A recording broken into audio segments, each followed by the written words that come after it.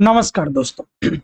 आज है 1 तारीख और 1 तारीख के जितने भी करंट अफेयर्स हैं जो आपके एग्जाम की दृष्टि से महत्वपूर्ण हैं, उन क्वेश्चनों को हम टारगेट आई चैनल पर लेकर के आए हैं। आप जो हैं इस चैनल के माध्यम से करंट अफेयर के डेली क्वेश्चंस जो हैं सॉल्व करते हैं, तो उसी कड़ी में हम 1 तारीख के जितने भी महत्वपूर्ण क्वेश्चन हैं लेकर के आए हैं। तो चलिए, ट्यूनीशिया की पहली महिला प्रधानमंत्री कौन बनी है? ट्यूनीशिया की पहली महिला प्रधानमंत्री कौन बनी है? अब देख लीजिए, ये बनी है नजला बाइडेन रोमधने। नजला बाइडेन रोमधने। अब नजला बाइडेन रोमधने के बारे में हम थोड़ा सा जान लेते हैं, ये कौन है, क्या है। नजला बाइडेन रोमधने जो है 29 सितंबर 2021 को ट्यूनीशिया की पहली महिला प्रधानमंत्री बनी है। इनकी नियुक्ति राष्ट्रपति काइस सईद ने की है। ट्यूनीशिया, अब ट्यूनीशिया है कहाँ? ट्यूनीशिया जो है अफ्रीका महाद्वीप में स्थित है। ट्यूनीशिया जो है कहाँ पे स्थित है? अफ्रीका महाद्वीप में स्थित है। ट्यूनीशिया की करेंसी क्या है? तो ट्यूनीशिया की करेंसी है ट्यूनीशियन दिनार। ट्यूनीशियन दिनार। ठीक, और आगे चलिए, देखिए ट्यूनीशिया के प्रधानमंत्री नजला बाइडेन रोमधने जो हैं ये बनाई गई, ये पहले ही हम बात कर चुके हैं। अब चलते हैं अगले प्रश्न पर। अगला प्रश्न ये है कि भारतीय युवाओं के लिए global computer science education program कौन सी कंपनी शुरू करेगी? भारतीय युवाओं के लिए global computer science education program कौन सी कंपनी शुरू करेगी? तो ये शुरू करेगी अमेजन। ये कौन सी कंपनी शुरू करेगी? अमेजन शुरू करेगी। चलिए अमेजन के बारे में थोड़ा सा और जान लेते हैं। अमेजन जो है ई कॉमर्स कंपनी, अमेजन ने भारतीय युवाओं के लिए एक बड़ी घोषणा की है। अमेजन ने भारत में अपने एक global computer science education program शुरू करने की बात कही है। इसके जरिए छात्रों को न सिर्फ कंप्यूटर का ज्ञान मिलेगा बल्कि उन्हें रोजगार के अवसर भी मिलेंगे। अमेजन फ्यूचर इंजीनियरिंग नाम से इस कार्यक्रम की शुरुआत सबसे पहले देश के 7 राज्यों, वो कौन कौन से राज्य हैं? वो राज्य हैं कर्नाटक, नई दिल्ली, हरियाणा, महाराष्ट्र, तमिलनाडु, उड़ीसा और तेलंगाना में शुरू कर रही है। ठीक, अमेजन के बारे में थोड़ा सा और जान लेते हैं। अमेजन ई कॉमर्स कंपनी है। इसकी स्थापना जो हुई थी, ये कब हुई थी? इसकी स्थापना 5 जुलाई 1994 को हुई थी। इसका मुख्यालय कहाँ है? इसका मुख्यालय है वाशिंगटन डीसी में। इसके अध्यक्ष कौन से हैं? जेफ बेजोस हैं। और इसके सीईओ कौन हैं? इसके सीईओ हैं एंडी जेसी। इसके सीईओ हैं एंडी जेसी।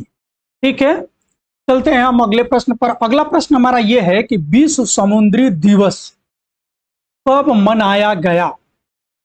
विश्व समुद्री दिवस 2021 में कब मनाया गया? तो यह मनाया गया है 30 सितंबर को। कब मनाया गया? 30 सितंबर को। चलिए इसके बारे में थोड़ा सा और जान लेते हैं। हर साल 30 सितंबर के अंतिम सप्ताह के दौरान विश्व समुद्री दिवस विश्व स्तर पर मनाया जाता है। इस साल विश्व समुद्री दिवस 30 सितंबर को मनाया जा रहा है। राष्ट्रीय समुद्री दिवस 5 अप्रैल और इस वर्ष 30 सितंबर 2021 को 44वां विश्व समुद्री दिवस मनाया गया। इसका ये कौन सा संस्करण है? तो इसका ये 44वां संस्करण है। ठीक, 2021 में विश्व समुद्रिक दिवस की थीम क्या रही है? तो इसकी थीम है नाविक नौवहन के भविष्य के मूल में। नाविक नौवहन के भविष्य के मूल में इसका ये जो है ये थीम रहा है विश्व समुद्री दिवस का। अगले प्रश्न पर। अगला प्रश्न है ट्रोजन क्षुद्र ग्रहों के अध्ययन करने के लिए लूसी अभियान को कौन सी स्पेस एजेंसी लॉन्च करेगी? ट्रोजन जो है क्षुद्र ग्रहों के अध्ययन के लिए एक स्पेस एजेंसी लॉन्च कर रही है। तो कौन सी स्पेस एजेंसी है? स्पेस एजेंसी है नासा। और ये नासा कहाँ की स्पेस एजेंसी है? अमेरिका की स्पेस एजेंसी है। तो चलिए थोड़ा सा और हम जान लेते हैं। क्षुद्र ग्रह खगोलीय पिंड होते हैं जो ब्रह्मांड में विचरण करते हैं। क्षुद्र ग्रह क्या हैं? कह रहा है कि एक खगोलीय पिंड है जो ब्रह्मांड में विचरण करते हैं। यह अपने आकार में ग्रहों से छोटे और उल्का पिंडों से बड़े होते हैं। खोजा जाने वाला पहला क्षुद्र ग्रह सेरेस है। देखिए, पहला क्षुद्र ग्रह जो खोजा गया वैज्ञानिकों के द्वारा, ये कौन सा है? सेरेस है। आगे इसके बारे में कुछ और चीजें हैं, उसको भी जान लेते हैं। क्षुद्र ग्रह अधिकतर मंगल और बृहस्पति की कक्षाओं के बीच में पाए जाते हैं। नासा सौर मंडल के क्षुद्र ग्रहों और उल्काओं के अध्ययन के लिए लूसी मिशन को लॉन्च करेगा, जिसका प्रक्षेपण नासा 16 अक्टूबर को करेगा। कब करेगा? ये 16 अक्टूबर को करने जा रहा है। यह नासा का पहला अंतरिक्ष यान होगा जो ट्रोजन क्षुद्र ग्रहों का विशेष अध्ययन करेगा। नासा इसके जरिए सौर मंडल के इतिहास के बारे में जानकारी प्राप्त करेगा। ठीक, ये चीजें हो गई। अब नासा के बारे में थोड़ा सा और डिटेल में जान लीजिए।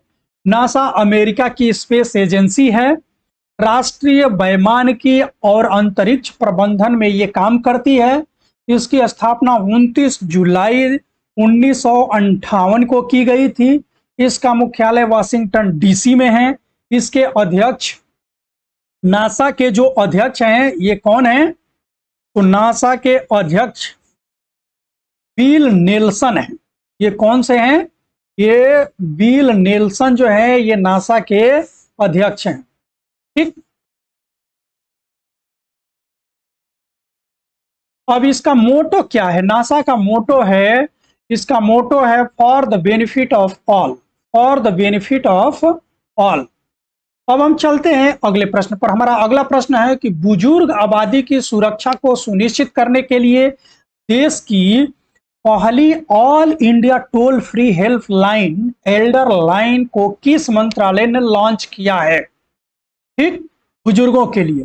तो देखिए, ये सामाजिक न्याय और अधिकारिता मंत्रालय ने इसको लॉन्च किया है। सामाजिक न्याय और अधिकारिता मंत्रालय जो है, इसको लॉन्च किया है। सामाजिक न्याय और अधिकारिता मंत्रालय, और इसके बारे में और क्या क्या जानकारी है उसको हम देख लेते हैं। सामाजिक न्याय और अधिकारिता मंत्रालय ने देश के बुजुर्ग आबादी के लिए एक हेल्पलाइन शुरू की है। देश में सीनियर सिटीजन की सुरक्षा को सुनिश्चित करने के लिए भारत सरकार ने देश की पहली all India toll free helpline, क्या है हेल्पलाइन, 14567 जारी की है। इसका नाम एल्डर लाइन रखा गया है। इस हेल्पलाइन के जरिए सरकार का मकसद है कि वह सभी सीनियर सिटीजन्स की मदद कर सके और उनके मन की चिंताएं दूर कर सके। इसके साथ ही उनके जीवन से जुड़ी हर छोटी मोटी परेशानियों को भी हल कर सके। अगले प्रश्न पर चलते हैं कि भारत के लिए नेशनल बास्केटबॉल एसोसिएशन के नए ब्रांड एम्बेसडर कौन बने हैं? ये बने हैं रणबीर सिंह। ये अभिनेता हैं रणबीर सिंह, इनको बनाया गया है। अब इसके बारे में थोड़ा सा और जान लीजिए। NBA यानी नेशनल बास्केटबॉल एसोसिएशन ने बॉलीवुड अभिनेता रणबीर सिंह को अपना ब्रांड एम्बेसडर नामित किया है। अब नेशनल बास्केटबॉल एसोसिएशन की स्थापना कब हुई थी? इसकी स्थापना हुई थी 1946 में, यानी 6 जून 1946 को हुई थी। इसका मुख्यालय कहाँ पे है? इसका मुख्यालय जो है न्यूयॉर्क में है। ठीक, अब जो है ये इंटरनेशनल बास्केटबॉल एसोसिएशन का मुख्यालय जो है ये कहाँ पे है? ये न्यूयॉर्क में है। हम चलते हैं अगले प्रश्न पर। अगला प्रश्न है कि केंद्र सरकार ने मिड डे मील योजना का नया नाम क्या रख दिया है? तो मिड डे मील योजना का नया नाम क्या रख दिया है? इसका नया नाम रख दिया है पीएम पोषण योजना। पीएम पोषण योजना जो है मिड डे मील योजना का नाम कर दिया गया है। अब देखिए, मिड डे मील के बारे में थोड़ा सा और एक्सप्लेन कर देते हैं कि स्कूल के बच्चों के लिए चलाई जाने वाली मिड डे मील योजना को अब पीएम पोषण के नाम से जाना जाएगा। केंद्र सरकार के अनुसार इस स्कीम के जरिए प्री प्राइमरी एजुकेशन के तहत सरकारी और एडेड स्कूलों के 24 लाख बच्चों को फायदा मिलेगा। वर्तमान में योजना के तहत कक्षा 1 से 8 तक के 11.80 करोड़ स्टूडेंट को भोजन दिया जाता है। पीएम पोषण शक्ति निर्माण और पीएम पोषण स्कीम के तहत अब तक 24 लाख अन्य स्टूडेंट को भी जोड़ा जाएगा। इसमें आंगनबाड़ी से जुड़े बाल बाटिका में पढ़ने वाले बच्चों को भी लाभ दिया जाएगा। इस योजना के तहत कुल 1.3 लाख करोड़ रुपए खर्च किए जाएंगे। चलिए अगले प्रश्न पर चलते हैं। राइडर कप गोल्फ टूर्नामेंट 2021 का खिताब किस देश की टीम ने जीती है? ये है अमेरिका। अमेरिका की टीम जो है इसको जीती है। चलिए अगले प्रश्न पर, अब इसको थोड़ा सा और देख लेते हैं कि यूरोप को हराकर अमेरिका ने राइडर कप गोल्फ टूर्नामेंट को जीता है। किसको हरा करके? तो ये यूरोप को हरा करके अमेरिका जो है ये जीता है। राइडर कप का संबंध किस खेल से है? राइडर कप का संबंध गोल्फ से है। अंतर्राष्ट्रीय खाद्य हानि और अपशिष्ट के बारे में जागरूकता दिवस कब मनाया गया है?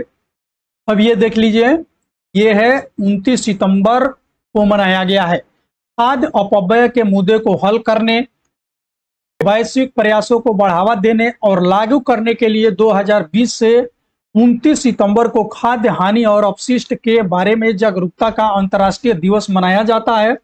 उद्देश्य इसका क्या है? इस दिन का मुख्य उद्देश्य स्थानीय भोजन की आदतों के माध्यम से जलवायु परिवर्तन की समस्या को दूर करने की दिशा में काम करने के साथ जिम्मेदार खपत और उत्पादन के साथ साथ शून्य भूख की दिशा में कदम उठाना है। 2021 की थीम इसकी क्या रही है? Stop food loss and waste for the people for the planet. अब ये कह रहा है कि जो भी लोग जो हैं भोजन को नाश करते हैं उनके लिए ये बनाया गया है कि आप भाई भोजन कम से कम नुकसान करिए, और ये किसके लिए?